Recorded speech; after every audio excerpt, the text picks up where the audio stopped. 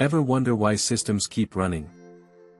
Mean time between failures, or MTBF, is a fundamental metric that gauges the average constant operating time before any breakdown. Without this insight, machinery experiences frequent downtime and unexpected failures. MTBF applies to reparable systems, machines you restore rather than replace. Picture a cycle: operating time, failure, repair, then back to service. The formula is simple: total operating time divided by the number of failures. A higher MTBF signals fewer disruptions and more efficient operations.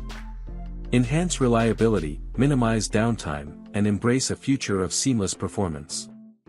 Apply this calculation to your systems to boost performance and extend asset life. Start your journey toward improved efficiency now.